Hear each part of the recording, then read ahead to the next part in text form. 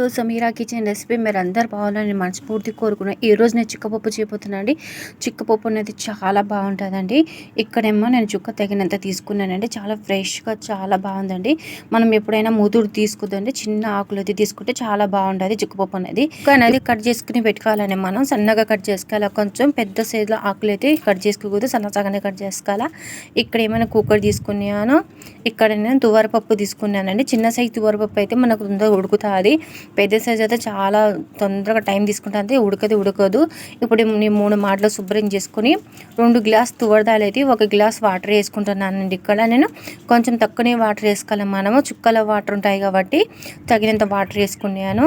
ఇక్కడ ఒక టమాటా కోసుకున్నాను, ఆనియన్ కోసుకున్నాను, ఒకటి చిన్న సైజు గ్రీన్ చిల్లీ తీసుకున్నాను, 2 రెడ్ చిల్లీ, కొద్దిగా పసుపు యాడ్ చేసుకోవాలండి. ఇవన్నీ ఒక చెంచా ఆయిల్ వేసుకోవాలండి. ఆయిల్ వేస్తే మన తువరపప్పు అనేది తొందరగా ఉడుకుతుంది, పైకి పొంగదు.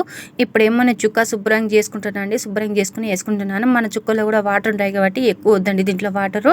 కొంతమంది ఏం చేస్తారంటే మన తువరపప్పు ఉడికిచ్చి పైన మళ్ళీ 2 విజిల్ వచ్చే వరకు దించుకొని మళ్ళీ చుక్క అది వేసుకుంటానండి. అలా ఏనికి అవసరం లేదు, అన్నీ ఒకేసారి వేసుకుంటే బాగా కుక్ అయిపోతుంది.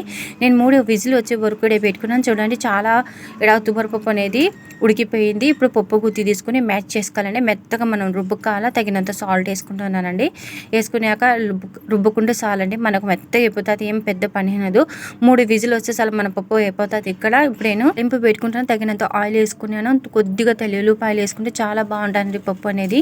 జీలకర్ర, ఆవాలు వేసుకున్నాను. కొద్దిగా ఆనియన్ చిన్న సైజ్ వేసుకోవాలి, కరివేపాకు వేసుకున్నాను, వట్టి మిరపకాయలు వేసుకోవాలండి. మన తాలింపు అనేది ఎర్రగా ఫ్రై చేసుకున్నాక దించుకోవాలండి. దించుకొని వేసుకుంటే చాలా బాగుంటుంది చిక్కపప్పు అనేది. మన రైస్లో అయితే సూపర్గానే, మా పిల్లలు కూడా బాగా నచ్చుతుంది. మీరు కూడా తప్పక ట్రై చేసిన కామెంట్లో చెప్పండి. మా వీడియో మీకు నచ్చినది లైక్ చేయండి, షేర్ చేయండి, సబ్స్క్రైబ్ చేయండి.